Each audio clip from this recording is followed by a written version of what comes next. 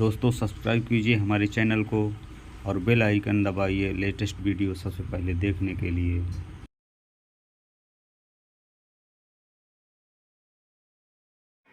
29/8/23 को हमको श्री रमेश सोनी, जो कि शंकर बाज़ार के निवासी हैं, उनसे एक शिकायत प्राप्त हुई थी धोखाधड़ी की,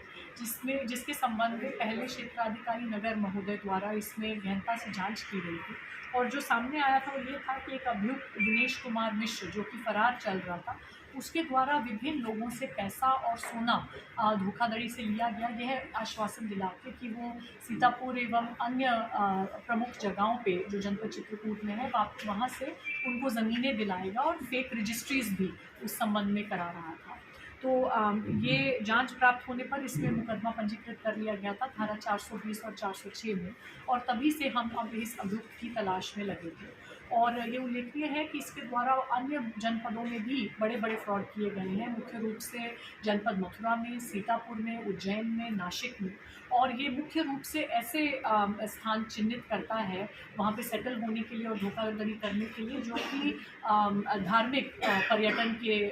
दृष्टिकोण से महत्वपूर्ण है और जहाँ बहुत से लोगों का आना जाना लगा रहता है। तो यहाँ भी ये लगभग 7 महीने की अवधि के लिए रहा, जिस दौरान इसने लोगों का विश्वास जीता और कईयों के साथ इसने पैसे के लेन देन में इस प्रकार का उनको अत्यधिक लाभ पहले दिया कि मान लीजिए 40% मुनाफा सप्ताह में, ताकि एक उनका विश्वास इसमें बैठ जाए और फिर वो बड़े अमाउंट में सोना या पैसा इसको दे दें ज़मीनों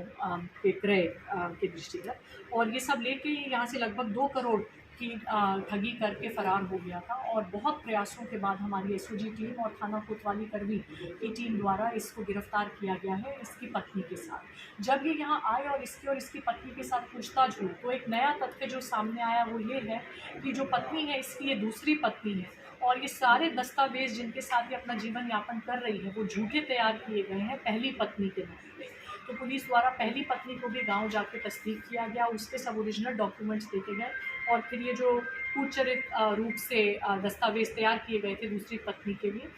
इनके संबंध में धाराओं की बढ़ोतरी की गई है 467, 68, 71 की। इसी क्रम में ये भी पाया गया कि कुछ सोनार ऐसे हैं स्थानीय रूप से जो कि चोरी का सोना इसके द्वारा जो बेचा गया था, जिसके संबंध में कोई भी दस्तावेज उपलब्ध नहीं थे और बार बार पिघला के बेच रहा था, जिससे कि पूर्ण रूप से सोनार को संदिग्ध हो जाना चाहिए था। उनके द्वारा जानते हुए भी कि ये अपराध और फ्रॉड से संबंधित सोना है, उसको खरीदा गया। तो इस क्रम में भी 2 लोगों की गिरफ्तारी की गई है जो कि यहाँ के स्थानीय लोग।